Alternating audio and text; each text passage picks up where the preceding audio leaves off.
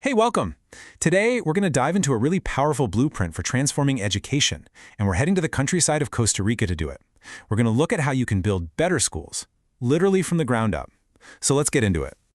And wow, this is really where our story kicks off. Just take a second and imagine the challenge this quote describes. One teacher, 6 different grade levels, all happening in the same room at the same time. You could just feel the weight of that, right? It puts a real human face on the huge systemic issues these rural schools are up against. So, before we can even start talking about solutions, we've really got to get to the bottom of the problem. The research here identifies a whole series of major obstacles that are holding these schools back. So let's unpack these, one by one. Okay, so the study really points to 4 big, interconnected challenges. You can almost think of them as the 4 wobbly legs of a table. You've got limited teacher training, a real lack of basic resources, the huge impact of just being isolated, and a system that's basically flying blind without good data. First up is professional development. And, it's super important to be clear here. This isn't about blaming the teachers at all. It's about the system that's supposed to be supporting them. And in a lot of these rural areas, it's the way that support is being delivered that's just, well, it's not working. And this quote, man, it just hits the nail on the head. We all know these, right? The classic sit and listen workshops where you get pulled out of class for a lecture and there's basically no follow-up. The research is pretty blunt about it. This kind of thing almost never leads to real, meaningful change in the classroom. The second big hurdle is a simple but really profound lack of stuff. I mean, we're talking about everything from up-to-date textbooks to decent internet and computers. You just can't teach 21st century skills with 20th century tools. It's as simple as that. And this really drives home just how urgent this is. I mean, even after that huge push for digital everything during the pandemic, the core curriculum itself is often way out of date, especially in those key areas like STEAM. Science, technology, engineering, arts, and math. Kids in these areas are at a huge risk of being left behind. Okay, so the third obstacle is that geography itself becomes this massive barrier. When a school is really remote, it can feel like it's on an island.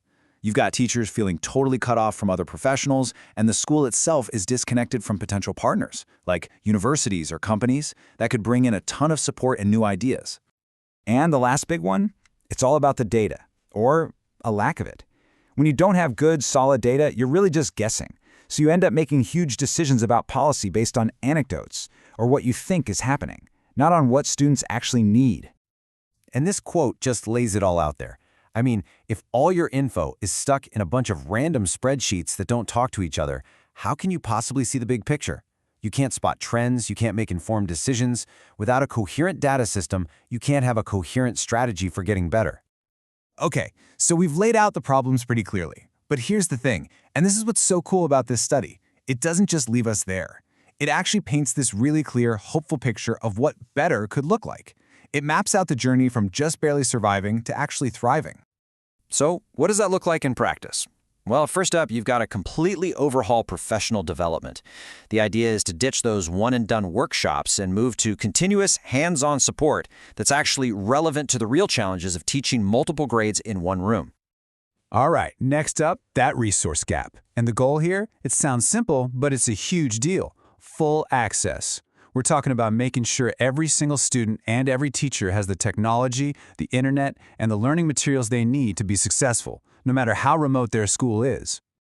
And then you have to tackle that isolation problem head on.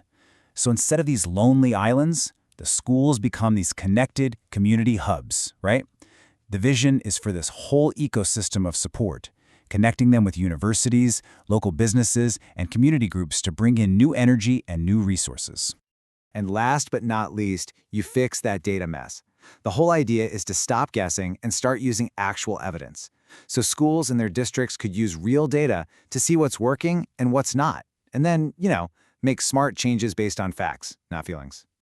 So we have the problem, and we have the vision for something better. The big question is always, how do we get from here to there? Well, this is where the blueprint for change comes in, a set of concrete, evidence-based strategies designed to bridge that gap. And it's really important to get this. These solutions aren't just, wishful thinking. They're grounded in some serious research, a practical mix of hard numbers from surveys and real human stories from interviews and observations. That rigorous approach is what gives these ideas so much weight. So the whole strategy really boils down to 4 key actions that all work together. First, you build professional learning communities, so teachers aren't working alone anymore. Then, you bring in this amazing technique called lesson study for real practical improvement. You actively push schools to build partnerships. And finally, you shift the focus in the classroom to hands-on, active learning. So what in the world is lesson study? Well, it's this really cool, super practical process. Instead of just talking about teaching theory, a small group of teachers gets together to plan a lesson. Then, one of them teaches it while the others watch, not to judge, but to learn. Afterwards, they all get back together to talk about what worked, what didn't, and how they can make it better. It's professional development in action. And of course, none of this can happen in a vacuum. This quote really hammers home a crucial point. Collaboration is everything. For this stuff to actually stick, you need everybody on board. The government, private companies, universities, all working together on the same team, making sure that what's being taught actually lines up with what the country and its students need for the future. Now, it would be really easy to listen to all this and think, that's a nice story about Costa Rica. But trust me, the implications here are way, way bigger than that. This is basically a model for improving education pretty much anywhere in the world.